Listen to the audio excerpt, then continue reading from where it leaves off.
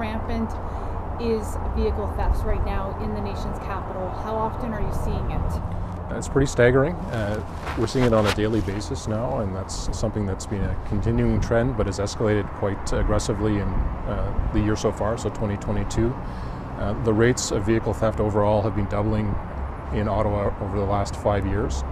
Our current totals are in excess of 1,100 vehicles, and that's specific to organized crime driven or organized vehicle thefts. So that doesn't include cases where you've left your car running and more opportunistic theft or take without consent kind of case. So the vast majority of these thefts are they're happening overnight, and they're happening for the most part in owner driveways.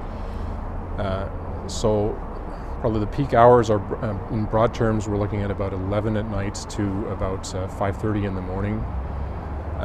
What we're starting to see is something of a developing trend where these vehicles, these same high theft rates, like luxury push-button start SUVs and light trucks, are being taken during the day, and they're being taken from parking lots accessible to the public.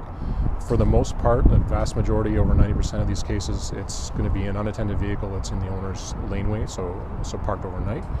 The ease of the theft for these types of vehicles and the amount of time it takes is pretty minimal.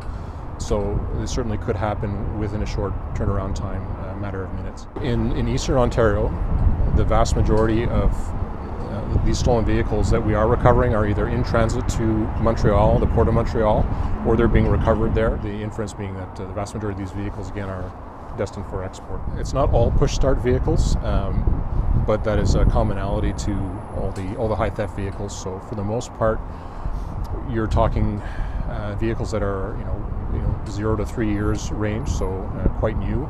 The upper limit maybe about 5 years, 5-year-old vehicle.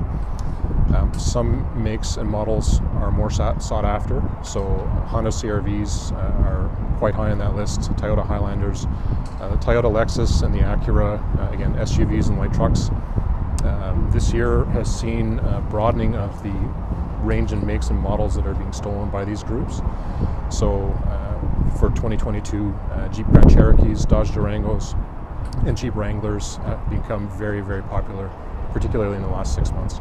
With the potential for an increase in these daytime thefts, I would encourage any owners that are taking any proactive measures to protect their car, such as using the club, using an OBD port lock, Faraday bags, that kind of thing. Don't limit the use just to the overnight hours. Use them during the day when you park at work, when you're out for groceries. For something like a steering wheel lock like the club, if it's not on, it's not doing its job as a deterrent and theft prevention tool, so please continue to use those.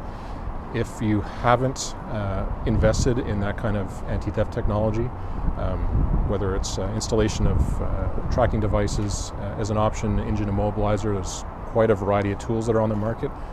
Strongly encourage any owners of these high theft vehicles to invest in that anti-theft technology.